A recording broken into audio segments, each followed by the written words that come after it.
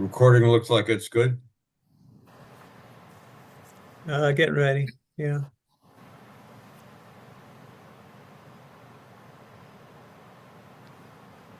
Okay, that's good.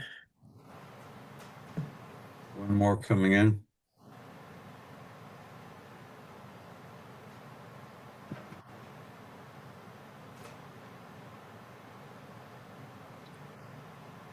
I don't think Steve Kaufman can hear us, but he appears to have trouble logging in. I admitted him. It's showing up on mine. Yeah, problem is it says joining for the last 3 minutes. It's what?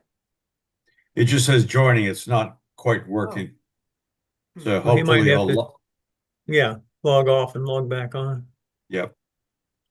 Okay. I think we can start. One more. Okay. Good evening, Hammond North. It's January 14th for a special meeting of the board. So first would be the call to order. Randy Vaughn, Here. Chris Conti, you're muted, but yes. Tracy Smiley, Here. Jan Welch, Here. Tim Fritz, Here. Tom Dietz. Here. Okay, we're all here. All right, so first order of business is approval of minutes. Randy? Yeah, I move that we approve the minutes of the December 17th regular board meeting. Those minutes were sent out to you, I think, over the weekend. Second. Anybody on the board have any questions? Jan seconded. Any questions? All right, all those in favor, please raise your hand. And it's unanimous, approved. Okay. So the next order of business treasury report, which we inadvertently did not report in December, the call on Tracy for the November financials. So today I will be reviewing the treasury report for the month of November. The last board meeting I did cover delinquencies in that session as well, but I can give you an update there. So the operating account ending in November was approximately $131,767.99. Our reserve account ending in the month of November is at approximately $16,157,315. Our total current assets ending in the month of November is $16,477,607.90. Our prepaids ending in November was approximately $29,572.60. Within the treasury report, you will be able to see the invoices we paid for the month of November, which equated to the Finney Law Firm invoices that we shared previously on the call. And then we had that last Hunt Builders invoice in the month of November for the handrail finalization, which was $827. The treasury report will be added to the minutes that we have from this meeting. So you'll be able to go out to the website and see that. And if there's any other detailed finance information, I'm willing to walk through that, and or you can get a copy of that through a request in Greg's office. One of the other things I wanted to give an update on is during our finance committee meeting a couple of weeks ago, we did look at cost cutting opportunities once again, as we've done throughout this entire process. And we have decided to cut the security hours for the Tuesday shift. The goal there is to not have one person in the building alone. And because that is one of the days that Tim will be there, we did cut security staff for Tuesdays. As we move on to the next board meeting, I will go through the December financials and delinquency reports. as well as discuss other expense cutting opportunities that we may uncover. However, I will say that the majority of the budget and expenses that we do have are utilities, insurance, and litigation expenses. But we're going to continue to monitor those expenses and how we fare to budget, and then give you an update during the standard board meetings. Thank you. Thanks, Tracy. Any questions for any members of the board? Randy? Yeah, it's not a question. I just want to correct a statement. The treasurer's reports are on the website. They're not with the minutes. They are right under the minutes. It's under the members menu. And if you just drop down about 5 or 6 items, it's treasurer's reports. There they are. So. And I think, Randy, you're still in the process of adding a few more to the website. Right. Currently, we have May through November. November is the last one we've received. I understand we'll get December's tomorrow. And I don't have before May. We took over, we got our board came along in late February, in February.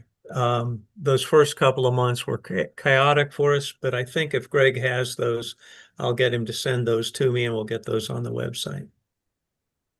And I believe we just talked about earlier that, at the end of that previous board, that those treasurer reports may have not been out there. And so we're trying to set the precedent and listening to the owners that that's something that we need to restart. So. Okay. Any other comments on the board members? And if owners would like to raise their electronic hands, any questions from the members? Given that there are a couple of screens, we can't always see everybody if you're waving your hand. So try to use the electronic hand that's at the bottom.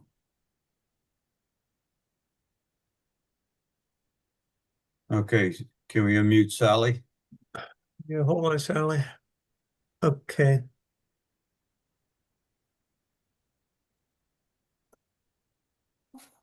Okay, Okay. thank you.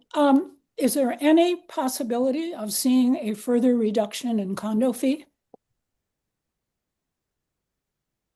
What was the last? Did you say condo fees? I'm Yeah, sorry. or HOA fees? Oh, yes. So while we're analyzing that, we're definitely looking at opportunities to reduce those fees. What we're trying to establish is a new run rate. As you guys know, that we've had some expenses such as building maintenance. We talked about the heating system. We're talking about litigation costs, partition costs, and things like that. So as we monitor that, we're also looking at what other percentages or estimates can we say we can continue to operate this building in receiving a lower amount of income coming in. That is something that I have sent a proposal to the board to review some options.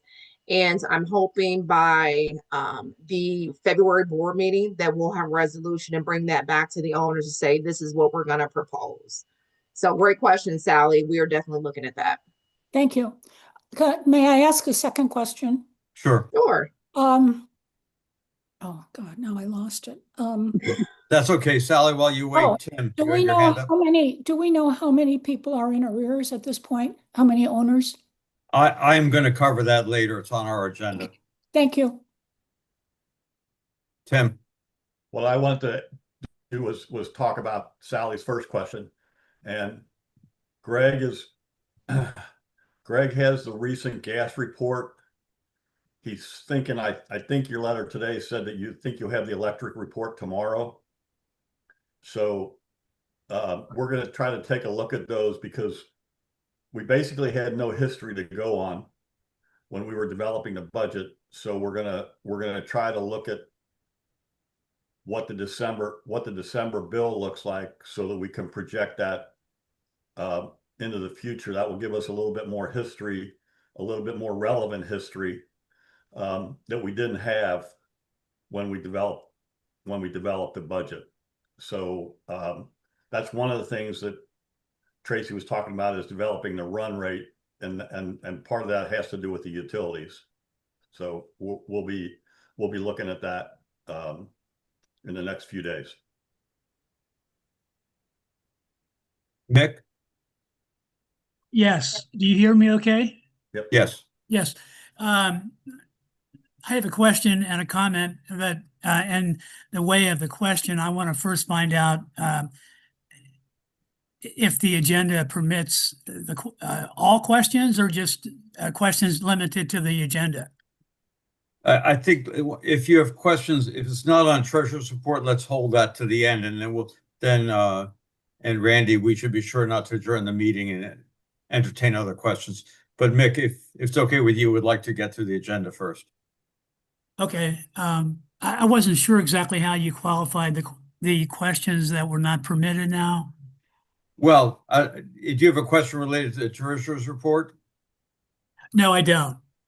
Okay, so if you could just hold it for a minute, you can leave your Okay. hand up then. And the comment is, well, the comment isn't related to the treasury report either, so I guess I should hold that too. Okay, Okay. appreciate it, Mick. Yeah. Tim? There is a chat question that's relating to utilities. Ginger asked, is heat actually pumping in all the units? And the answer to that is no. We have specific units, primarily in the corners of the building and in the penthouses, that are sort of trying to blanket the building. And then, and Greg, you can correct me if I'm wrong, then the central system is distributing that heat, and Tim and Greg are monitoring the units, making sure that there's no units that get excessively cold. They're opening doors to make sure that there's adequate circulation so that we don't have any units that get too cold. But basically, we have a percentage of the units based on what the engineers told us we needed to do, and then we're circulating that air with the central hall system in order to keep the building temperate. Greg, I don't know if you have anything that you want to add to that. Oh, that's accurate, Tim. Thank you. Okay, any other? Yeah, Randy. John, there's one couple, I guess, related to treasury report. Why are we keeping Greg and his group with people not living there? It's an expense we don't need. So I will address that. It is an expense that we need for a few reasons, right? We need people to process payments. We need people to process invoice. We need an accounting function and system and reporting. We need for the team to call any maintenance repairs if anything goes wrong in the building. We all the decisions that are made or owners' questions that we have about the financial impact or our reserves funnels through that office. We do mailings. We answer phones. We do a lot of things that we still need to operate this building. We've had this conversation during a budget planning cycle probably 10 times, where someone has to do the work. And to arbitrarily say, oh, we don't need that. Well, then who's going to ensure your payments are where they should be? Who's going to make deposits? Who's going to look at our CDs? Who's going to calculate interest rates? Who's going to help with the audit? Like, all of these things have to be managed through the team. I understand the frustration around staffing. It is not our largest line item in our P&L. And so we're finding other ways, as I mentioned, about reducing security, that we can take out of our expenses. And we're looking for other ways to reduce HOA fees as well as we look through that. So that is why, if there's, other conversations people want to have offline about that, please reach out. Jan, you had your hand up?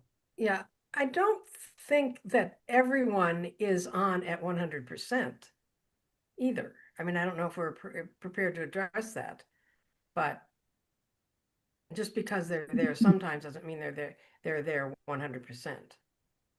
Yeah, I think that's true that Mickey is on 5 days a week, I believe, but Greg, you're on 2 days a week. Is that That's right? correct. That's correct. Right. And Tim is there 3 days a week. Yes. Correct. Tim, Yeah, what people have to understand is that when we outsourced the building to town a number of years ago, they took over a lot of the computer and reporting systems. So a lot of that stuff comes into town, and that's what Greg and Mickey are managing right now is all the paperwork, all the administrative duties that have to still continue. I mean, there's still a lot of administrative duties just as a result of the legal issues that we're going through. Greg is digging up all kinds of records and reports that are being requested by the attorneys and the courts. We're still trying to manage the budget as best we can. We're trying to keep the building safe and moderate so that we don't sustain any other losses. But there's just a certain amount of administrative and on-site expense that is associated with having some town people there. Right. And during the board meetings, we talk about the treasury reports and the delinquency reports. Well, all those reports are ran through the office. So we would not be able to bring a lot of information to you guys without someone doing that management office function. Randy? And a couple of questions about town and the town contract on chat. Basically, have the monthly payments to town, have they been reduced since there are fewer maintenance staff and Greg's hours have been cut back? Another person has said, under these circumstances, we should review the contract in depth. Anyway, any comments on that? Greg, do you want to handle that one? Well, as Tracy was mentioning, from an accounting function and a lot of the other computer support and all the other things that we do, we're still maintaining that level of service through the contract. There may be less people in the building, but we're still providing the same service that we're contractually obligated to. So Right. It's something that we and you folks can look at if the renewal comes up at the end of May. But as of right now, the original agreement is in place. Randy, any other comments in the chat on financing? I think I've covered it all. Yeah, you did. It looks good. Okay. Okay, then we'll move on to a petition update. Randy, you going to cover that? Yeah. We met with Julie last week, Julie Gugino, who's in charge of the partition action, our lawyer. Right now our complaint is being amended. It's not a problem to do that because a few of the defendants have asked for an extension for them to file answers to our complaint. These would be mostly, I think, probably mortgage companies. So we are agreeing with them to go ahead and ask for an extension to this. We only want to do this one time. This should only take a couple of weeks. So it throws us back maybe a couple of weeks. The reason we would like the extension is that a lot of things have changed as far as trustees and executors in the ownership of the various units. We still have a couple of unit owners that have not been served, still tracking them down. There's a way around that in the complaint. We don't have to, we can do this without notifying them completely, I guess you would say. So anyway, we're moving on with this.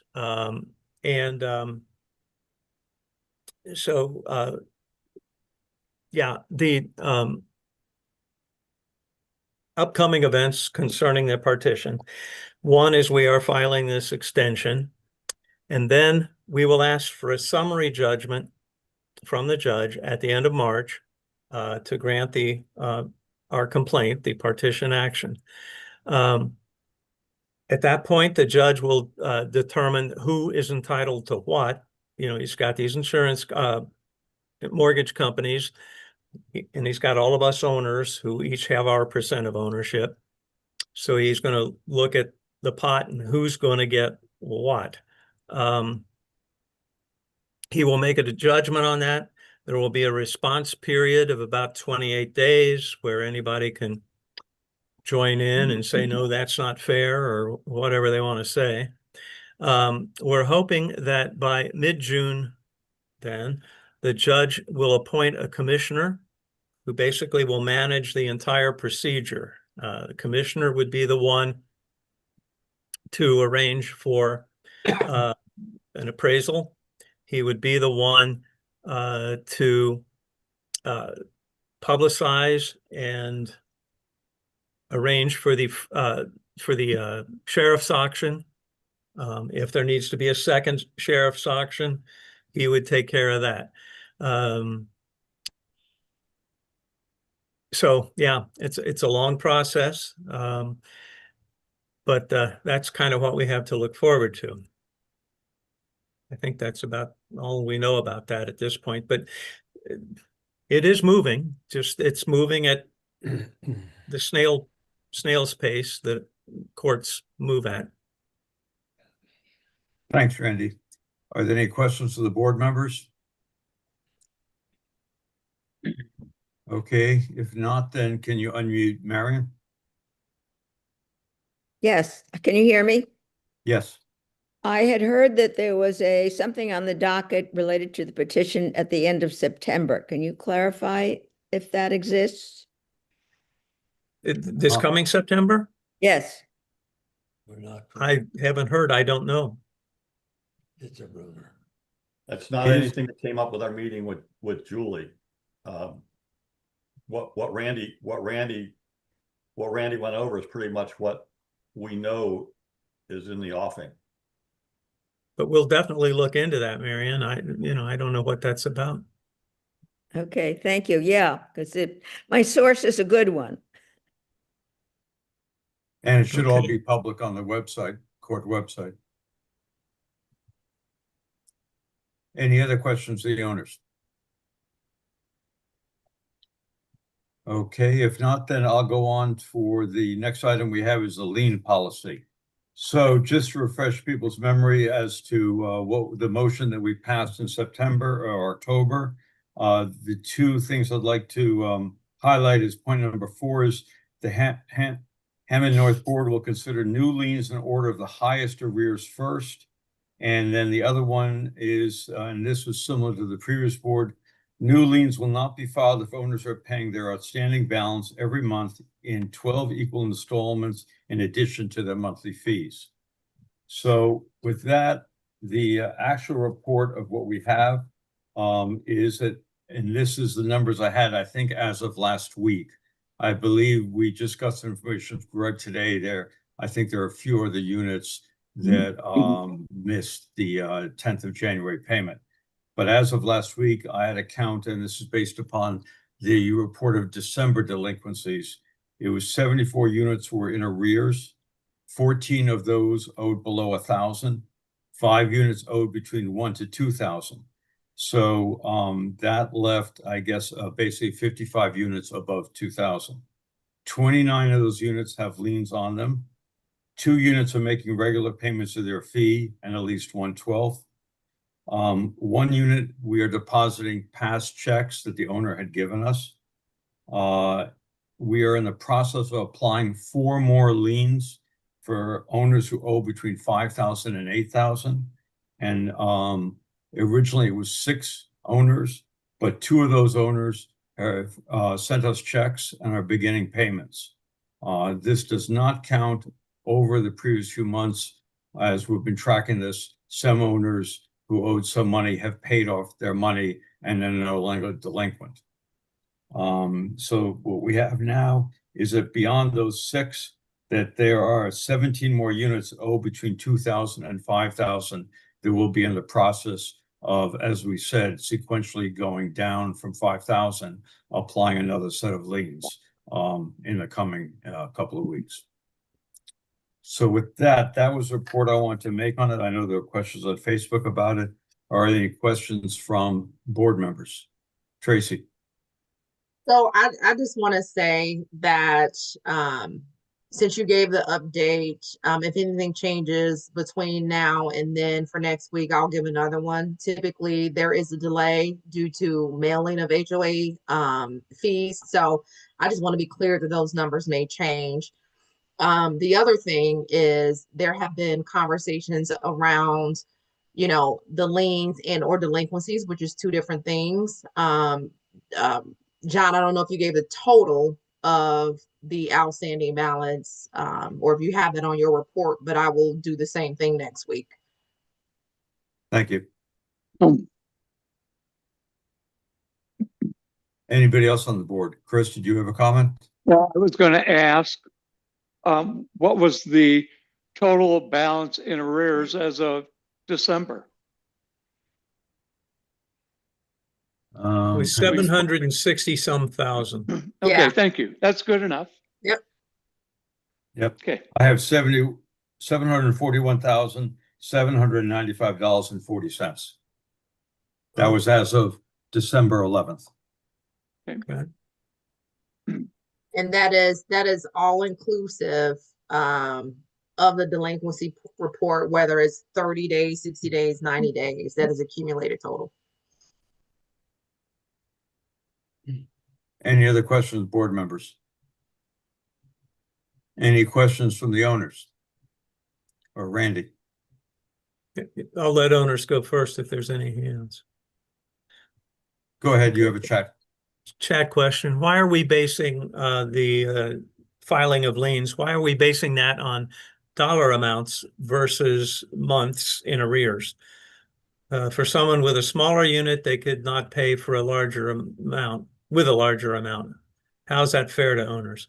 I guess, in other words, a smaller unit would take longer to reach a dollar amount than a larger owner would. The point's taken. It would take longer.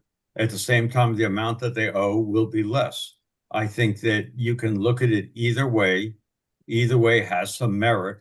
I think the vast majority of the owners who owed over $8,000 or $7,000 were in arrears for some period of time. So basically, I think you'd probably have a tremendous amount of overlap.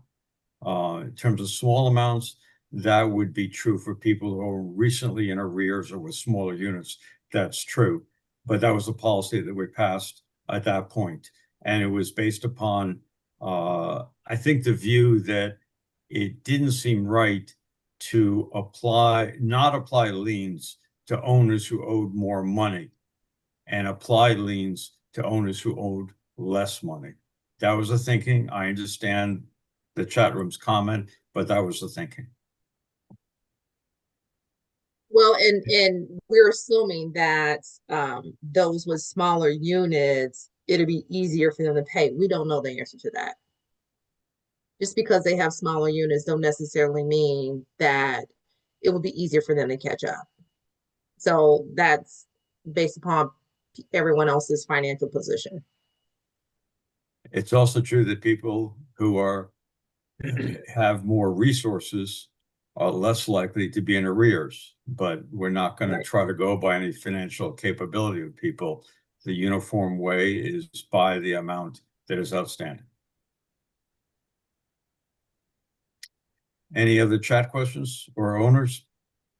There's a question about, do you have any idea how long it will take to complete the sale process once a master has been assigned to handle the sale?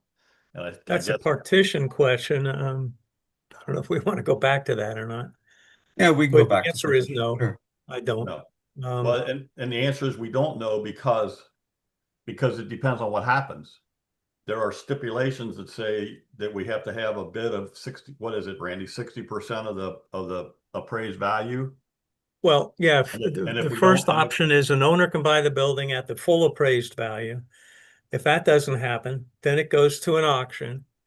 It starts the bidding at 60, well, 2/3 of the appraised 66%. value. Value. Mhm. If that doesn't happen, then there's, a delay period and everything else. And then there's another auction where there is no minimum. Yeah. And anybody that can put in a bid. Yeah, so that's Gets basically why that question can't be answered, because we don't know what's going to happen. Yes, we Yeah. don't know. And the other one, the next item on the agenda is to mention 2 letters of intent, and we still are hoping to have a direct sale. Any other chat questions, Randy? I walked in on the middle of some discussion here. Alan Witzman, what was his? Oh, it's a shame that condo association is wanting owners to keep paying condo fees when we're forced out of the building and cannot live there. Yeah, it is unfortunate, but we still have bills and we cannot use the reserves to pay those bills. We need to budget HOA fees for all the owners.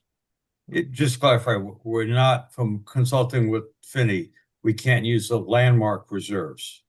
The other Right. reserves we could use. But they Ginger. won't, yeah. Sorry. Right. Can we unmute Ginger?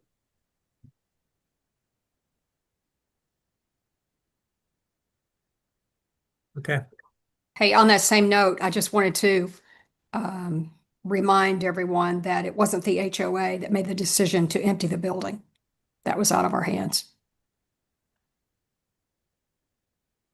That was the fire department in the city. Correct. Thank you. Any other questions from owners? Or chat? Okay, then let's move on. There's a chat question just came up from Vicky. It says, what is required to bypass requirements for using landmark funds for paying bills? And that's part of the governing documents, right? Yes, and it's a legal problem and restrictions that the landmark money and any funds we have in, to some extent, are also to paying the owners. There are still mortgages, as a number of board members have mentioned. And the problem is spending money in that way, at least deciding to set a budget that way. However, from what I understand, and Randy, you've been on the phone call with Isaac, that basically if we run short, then we could make up the difference with the reserves and the landmark funds. But we can't proactively set a fee, let's say eliminate the fees completely and say we're just going to use landmark money to pay our the expenses. Yeah, if So- we use those funds, we would have to repay them when the building sold. According to Isaac, that was the idea there. Now, the Tracy? interest on the landmark money, John Webb has asked, what about that? I think we can use that. So, So can I chime we in? need I'm to- sorry. we need to, we need to look at the budget again and look at the expenses and see how we can factor this in. Tracy? So for the first part about the landmark funds, I just wanted to add a caveat that we're looking at what is possible with that. So we're still, when I talked earlier about the potential expense reductions, we're still looking at what we can do. We have obviously landmark funds and how we track another bucket of contingency funds. And so we're still working with legal to figure out, is there opportunity there? And we will definitely come back to the ownership to share that information, what is possible to reduce those fees. The question about the interest each month does not cover the total of the monthly operating expenses.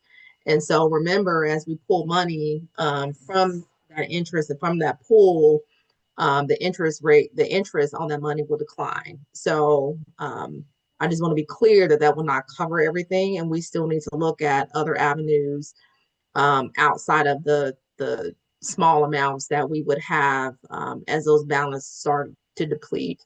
We just talked about the delinquencies, and we just talked about, the expenses that we're incurring, and all of those things need to be weighed when we're discussing expense reduction opportunities. But that is one thing that is on our list to look at.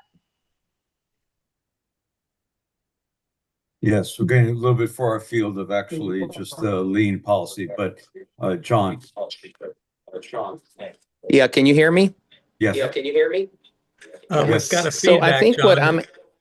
I'm sorry, we're having backup. One second. Hope you only said that twice. Just a couple of seconds. Yeah. Hopefully that works. It does. Yeah, Sounds so good. That's better.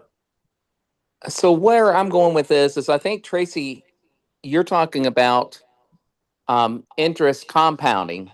So as the money grows, we get more interest. And what I'm suggesting is that we take the 0.375%, I believe that's what you said, and just use it so there's no interest growing, and you apply that to dues. That's what I'm suggesting. Just wanted to clarify. Thank you, John. And I think we should talk about that and talk about it, go to the council, and we can report back next week at the general scheduled meeting.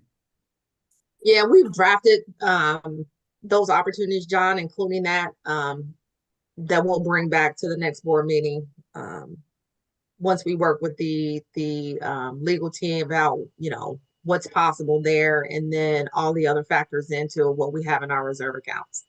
So that's more to come on those opportunities I talked about during the treasurer's report.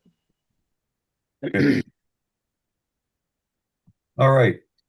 Any no more questions? Move on to the next question, next item. Oh, Tim, sorry.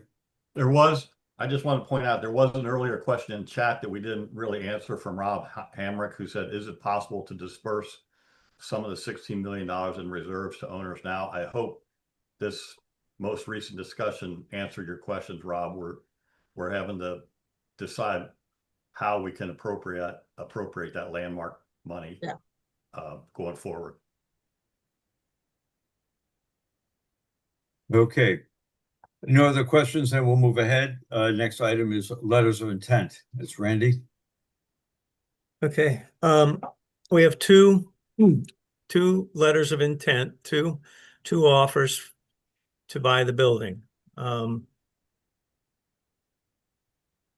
We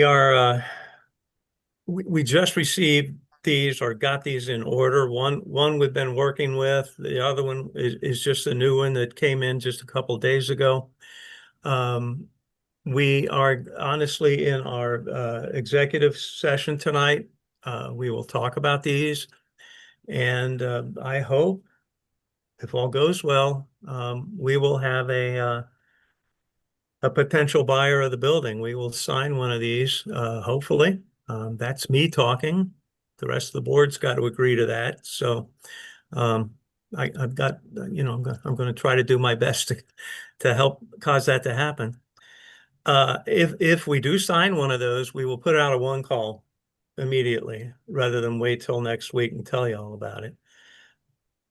If we do sign one of those, then everybody, and I mean all 180 of us, have to swing into action. We need the quit claim deeds by closing. So we will know how long that time period is, depending on which of these LOIs we go with. But we have to have those by closing, or there is no closing.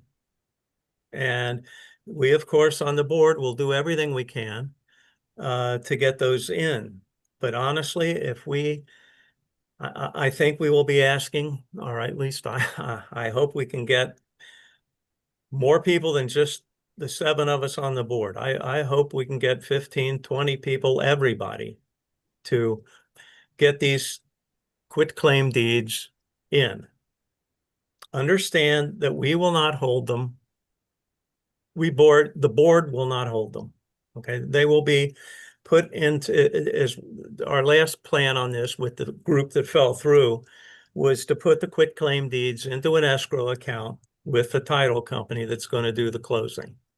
So we won't get our hands on them. So any of you who are thinking you can't trust us, I don't know what we can do with them, but any of you are thinking that, that's not going to be the case. Additionally, these all, and here's the real kicker, these things all have to be notarized. So we have to work that out. How are these things, you know, I mean, it's fine that you get the quitclaim deed, you sign it, but you have to have it notarized. I don't know if we will have a notarization day here in the lobby of Hammond North one day, or, you know, if we'll just tell everybody, go to the local bank and have it notarized before you sign it or when you sign it. I'm not sure how we will do that, but we have a lot of logistic issues as soon as we get a buyer, you know, lined up. Yeah, I see a thing here. So what about the recalcitrant 6? We can only hope that, you know, when we actually have the contract in front of us, and especially when the due diligence period is over and we move into the closing period of 20, 30, 40, 50 days, whatever it is, that people will say, okay, you know, I'm going to get off on my, you know, drop my issues that I have with this and sign it. If you don't, you know, I hate to sound like a threat, but if you don't, our only option is that partition action, which, you know, that can take at least a year, 2 years, who knows? And we've still got to keep the building going that time. So, okay, that's my spiel. But at any rate, we will let you know when these are signed. Hopefully this will be signed this week. And then next week we will talk about getting mobilized and getting everything moving toward getting the quitclaim deeds in. So on our end of the deal, we are ready to sell the building. Jan, thanks, So, Randy. So I'm pretty sure that Finney said they would help us streamline this process, and that the quitclaim deed would be situation specific. So even during the process of transferring it to whatever secure location we have, it's still only valid for this for the specific deal. Yeah. Yeah. It will have the name of the buyer on it, and we'll have a time limit when it expires. And as Randy said, I think it'll be a lot of people more comfortable if it's held in an escrow account. And there was somebody, there was a question, of course, about who the new buyer or, you know, bidder is. Yeah, one of them is from M&M, who went back to their list, and I think this is somebody who wasn't on their original list. And Mike Stacy is also reached out to us, and he has an LOI that we're going to look at also. Sally? I just need to have this clarified. Are you going to provide us with instructions about how to go about getting the quitclaim deeds? Yes. Yes. In fact, we're going to draft the quitclaim deed. It basically, the buyer, whoever the buyer is, along with the Finney law firm, will have to cooperate with the board, because we know the questions that the owners are coming up with, and make sure that those are answered in the quitclaim deed. Okay, so we'll be given a process to follow. Yes. Okay, thank you. And let me just add that, as Randy said, they have to be notarized. I believe that Finney, we talked about this a while ago, that there'll be an electronic means for owners to do that, given that we know a lot of owners are not in Cincinnati. Tim. Yeah, and we've been talking about this sort of on the side on how to do this, and we've talked about having like a quitclaim deed day, either at one of the churches or at Hammond North, you know, having somebody there, making sure that the process, you know, goes smoothly and we can process through as many people as we can in short order. The other thing I want to bring up about, what about the recalcitrant 6?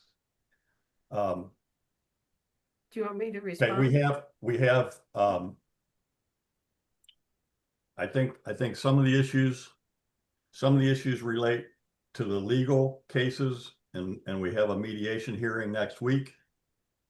And some of them relate to, I want to know exactly what I'm going to get for my unit before I want to sign. So hopefully with this letter of intent, we will be able to lay out exactly what, well, pretty close what exactly everybody is gonna get.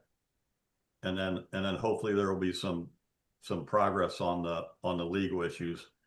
So that's what we're working towards with the recalcitrant 6. Jan, I'm sure you've got something to add. Well, not too much. But the recalcitrant, I can't say it right now. 6 is really 5. We got one in. Thank you, Tom Deeds. You're welcome. I know, it was great. However, there's a new person who's joined the ranks. So anyway. What was that last part? Jan, I didn't hear it. One person withdrew their consent. So that took us backwards. Took us Yes. back. So We still have 6 it's that we still need. at 6. We're still at 6. Right. But we're not, you know, like John's been saying all along, we have to get the deeds. So we're not just like going crazy trying to contact these 5 people. We have to get them. But, you know, right now there's a lot going on. I think it'll be much easier when we get some of these questions answered. So we're not in a panic about that exactly. Randy. Yeah, Tim, were you, well, there's a chat I think question. I was gonna say the same thing. There was a question about what's the new offer and how much is the new offer. And I think that's a simplistic look at it. There's some other complicating issues, not just dollars to dollars. There's some other complicated issues with the offers that we need to review. Yeah, let me also add, it's a fluid situation. And in terms of negotiating the best deal for the owners, we think we shouldn't get into those specifics. We earlier published, I think in the fall, criteria for a sale. I think Randy drew that up, and that's posted on the website if people want to look at that, and we're going by those criteria. Ready for it? Oh, wait, Sally, do you want her or is Jacqueline? Can you unmute? Yeah. Yeah, I just, in terms of, I understand why people are reluctant, not knowing exactly what they're going to get. However, at this point, I have refrained from whining or complaining through this entire process since the day we had the fire. I have tried to stay on top of things. I've tried to understand everything that's going on. I've put the pieces together. But at this point, I feel like I'm being held hostage. That I am being punished for something that I'm not quite sure what it is that I did that I should be punished for. 2 people caused a terrible, terrible fire, utterly irresponsible. And previous management responsible for building code violations, massive building code violations that had nothing to do with the fire. And those people will never be held accountable for what they did, allowing renovations to take place that were not properly monitored, permits pulled, inspections, etc. And those people will never be held accountable. I want this to just be over. We've all lost our homes. And I just want it to be over. Please. Thank you. Okay, Randy? Yeah, quite a few, well, there's new chat questions. One, how are people with a mortgage supposed to give you a quitclaim deed if we can't pay our full mortgage at the drop of a hat? And I think the answer to that is it's a document along with the mortgage payment that'll happen simultaneously at closing. That we have to have 180 to close. If we close, then the proceeds of the sale will be divided up per the governing documents among the owners. And those people who owe a mortgage the banks will receive that money, the respective banks, at closing. So nobody has to, I know an owner has approached me personally, I talked to them, they thought they had to pay the mortgage off before the closing. That's not true. It's at closing the mortgage is paid. Now, there are some not so minor details. We know that depending upon the amount of the sale, there'll be at least 3 owners who are a little bit underwater. And it's not a huge amount of money. It depends upon how much the sale is. And we have to figure out, there'll be some negotiations with those banks as to how to resolve that small amount of money, especially given this left over, that the banks will receive 80 to 90% of their mortgage. So we have to figure that out. The other one, as Randy said, and I repeated, the quitclaim deeds will be held in escrow.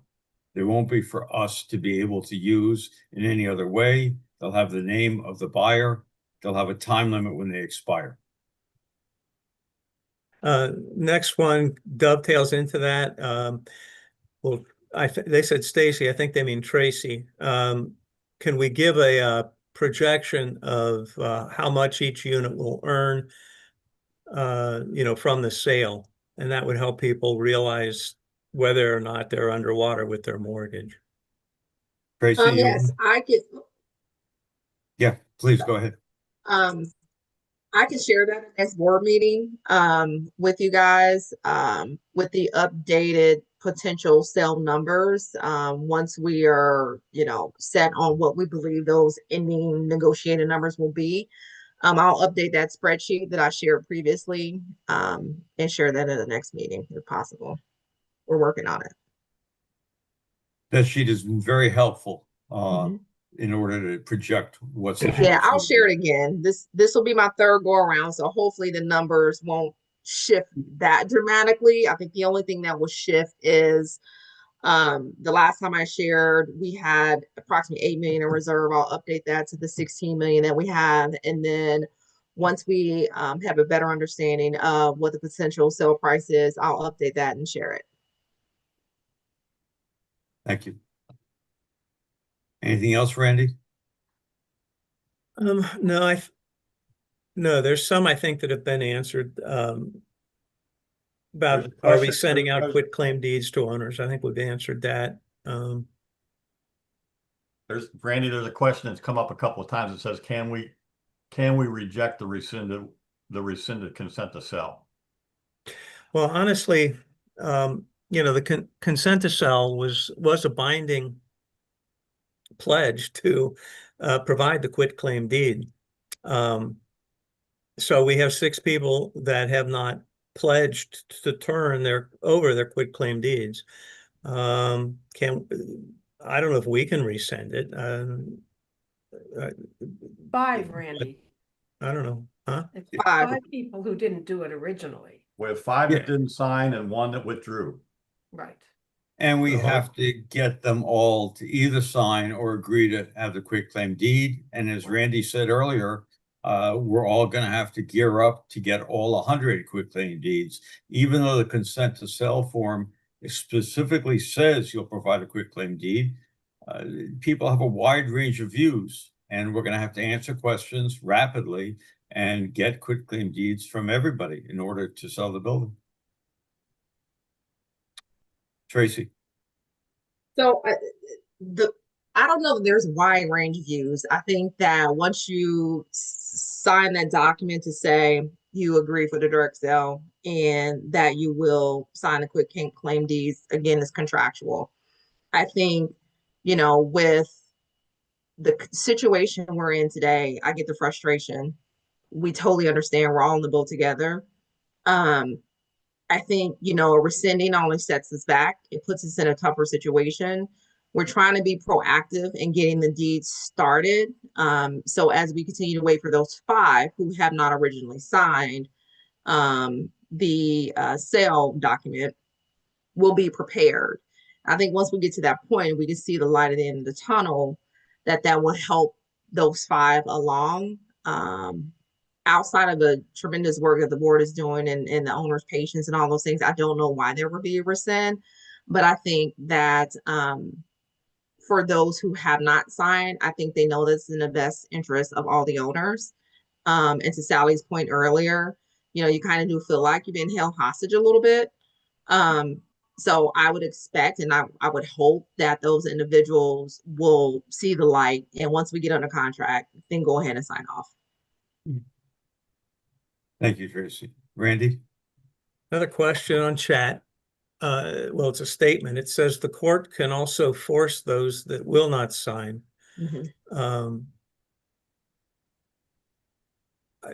Well, that sort of is what the partition action is. The court will mandate a sale, and it's out of our hands.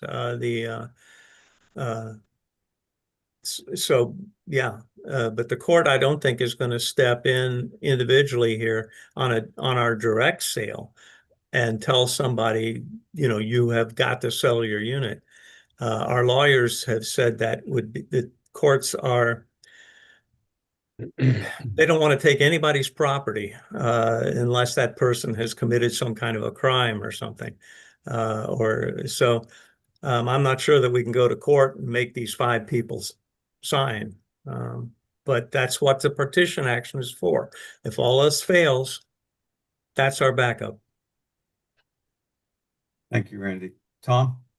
So with the partition action, that takes our destiny out of our hands and basically puts it in the hands of a sheriff's sale.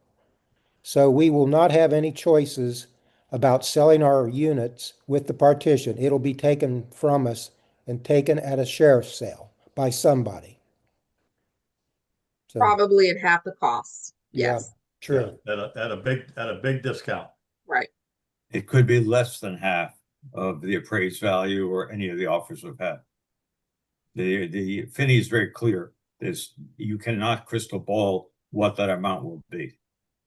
Yeah, and it goes back to a comment I think that Marion made about this court date in September. Apparently some people have seen that there's a court date set for September. So that gives you an idea of how slow the partition agreement, if in actuality that has something to do with our petition agreement, that shows how slow this is going to go.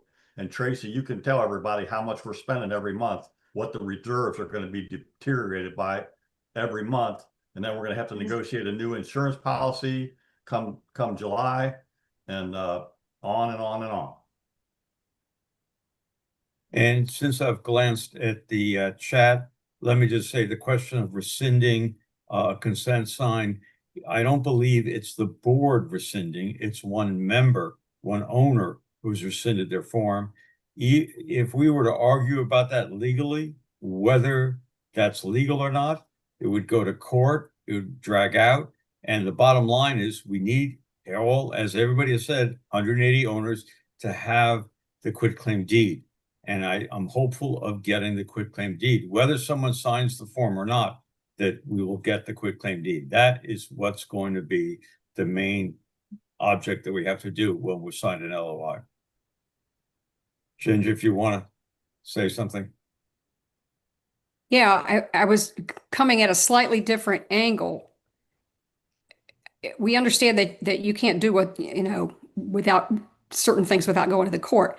But where does it say, or have you had any advice from attorneys that you cannot say to the owners who think they want to rescind that we're sorry, but you did make your vote and it counts and we are not obligated to change anything. The vote has been cast and we are using the vote. Jan? I don't know if that's legal or not. I'm not a lawyer, but it might be worth asking. Yeah, we can ask that. And again, I know some people reacted when I said I'm not in a panic about this. I mean, some days I'm in a panic about it, right? I mean, it's been difficult. But on the other hand, we have 175 people who have agreed to this. And really, there's so much that's going on right now between, trying to decide on a buyer, and then knowing how much money we will get, getting through the due diligence period, and to closing. And there is time within there when it will be time for every one of those 5 people, I think. There's one person who's problematic, but to sign. I mean, we're very close. I think we're going to be okay. Tim? There's a couple questions on the chat that are the same. Do we know why the owner withdrew their consent to sell? Yes, we do.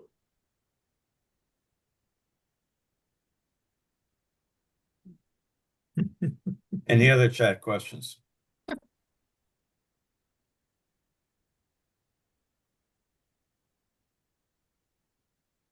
I mean, If we there are could no other go over this- questions, Mick, Oh. you are very patient. I appreciate that. Yes, I'm wondering, this may have been known to residents, but I was out of the loop if that was the case, about the status of the compensation for appliances in our units.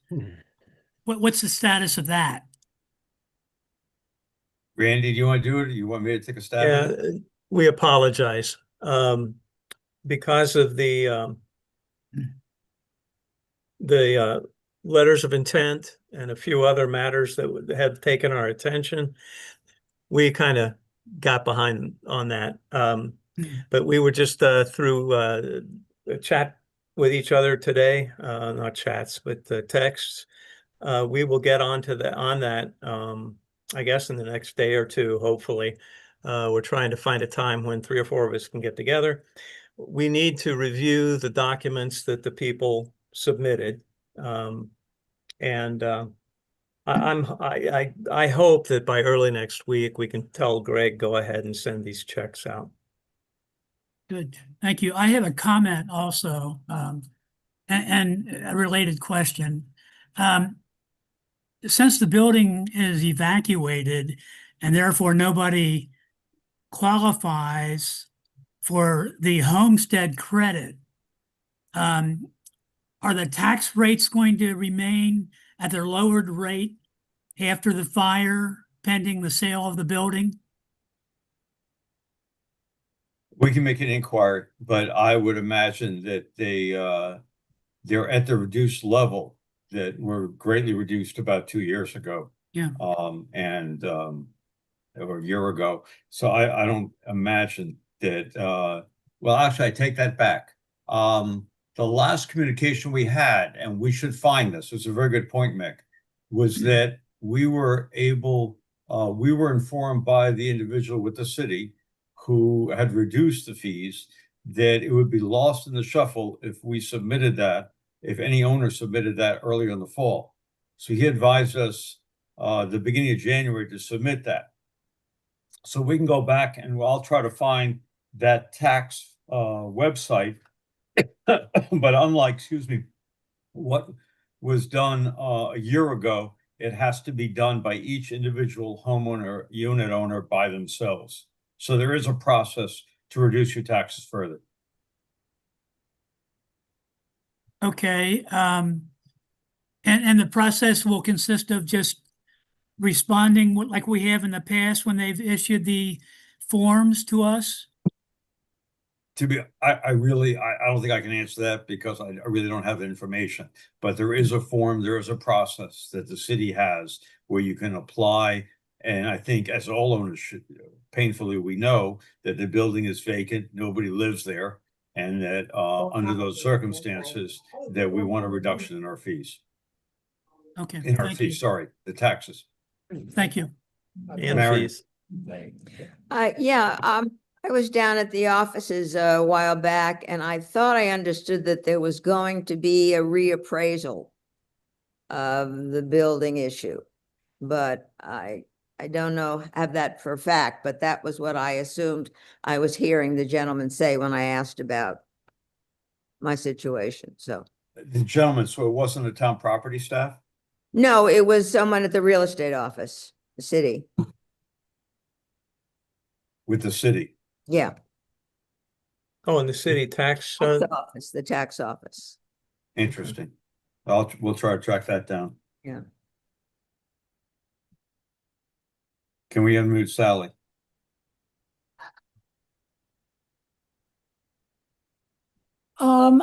My taxes were been substantially reduced.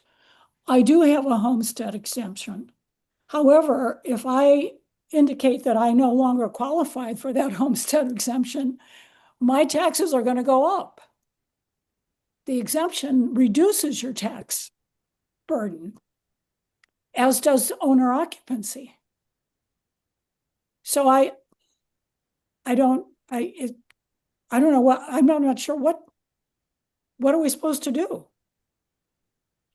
I mean, I don't have any choice about the owner occupancy. Well, I think as in the chat, as John says, that everyone should ask the auditor's office about their individual unit and see what they can do, but I'm not familiar with the homestead reduction. I believe you're correct, though, what you said. Yeah, I mean, it's gonna up it. Because I don't live there anymore. Virginia, if you have a Doesn't make copy any- of the form, that you could send it to us, and then we could distribute it in one call. And we can Diana also just post it on the volunteered. website. Diana just also volunteered to contact the county tomorrow. Great. Thank you, Diana.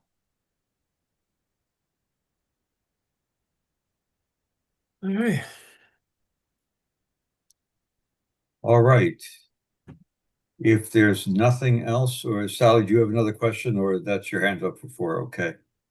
Sorry. There are no other questions? Entertain a motion to adjourn? Well, was Oh, there, wait, there was some Mark- question that we asked the person to table. I can forget who it was or what it was. Has That that was question Mick. been asked and answered? That was Mick. That He was did okay. answer his question. All right. Motion to adjourn? I so move. Jan makes a motion, a second. Second. Right. Seconded. So all those in favor? Okay. Thank you, Hammond North. And for the board, I will copy the chat, And we'll adjourn to, executive session. okay. And let me get the chat.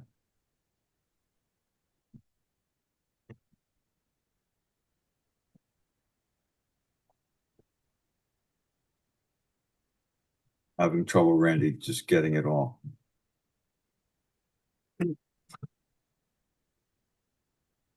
Oh, the annual meeting. Yeah, good question, John. Yeah. And I think we have to talk about it, how we're gonna do that in executive session. The board has to decide. And I don't know why I'm having trouble copying it.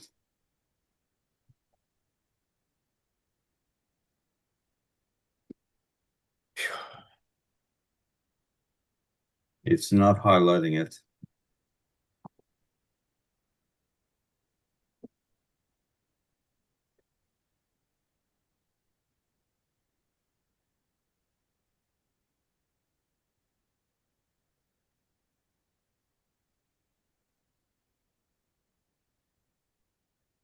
Sorry, but it's not working. Okay, I've got it. Okay, great. All right.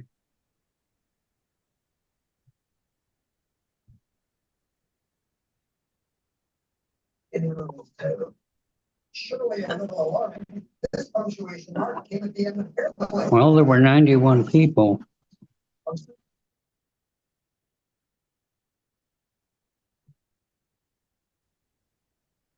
I'll leave it to you to end the meeting. Yeah, I was taking care of the copy in that chat. Okay.